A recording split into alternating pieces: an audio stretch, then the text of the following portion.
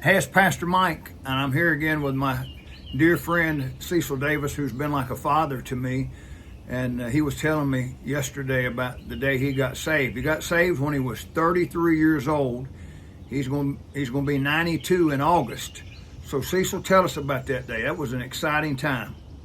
Well, the most exciting day in my life.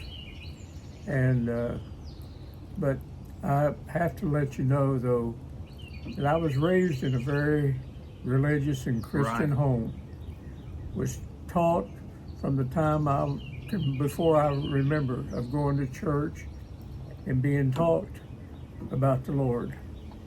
And I guess I had it in my mind all the time growing up that how difficult it must be for me to become a Christian, because I thought I would immediately have to live exactly what my mom and dad lived. And I knew that I couldn't do that. Right. And life took me in various directions. But you know, in all of those times, that even from my young age in the teen years up until I got saved, I feel like I was under conviction all those many years. And I look back and see how many times that the Lord had rescued me from what I would say sure death. And it came down to the point that my wife got saved a couple weeks before I did. And we were both under conviction for a long, long time. And I guess I just kept working. And there's a man by the name of Clyde Bradshaw, was my Sunday school teacher. And he kept working with Gene and me. And I was the most miserable person in the world. And I went to see my dad. My mom had already passed away. And my old maid aunt that was living with my dad told me, said, "I fixed your bed for you."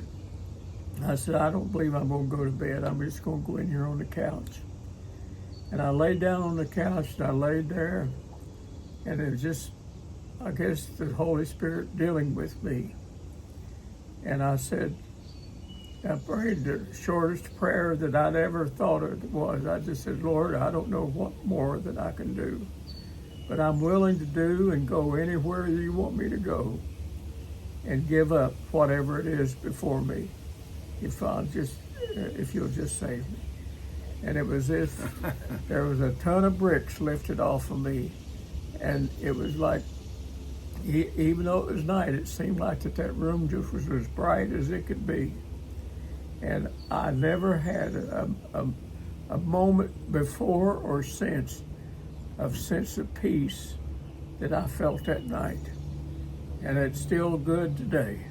Wow. And we talked about that. That's old time conviction, isn't it? The only thing that I can call it. And I'll say this further. Not only was there a spiritual change in my life, but there was a physical change.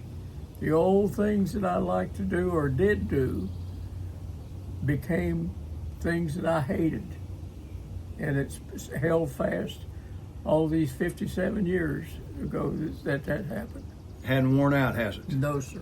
Wow, well, that's a great testimony. Thank you for sharing that, buddy. We love you, and man, that's a good testimony about old time conviction, man. People getting saved and the power of God, and that's what it takes. So, thank you for sharing that today. Have a great day, guys. We love you.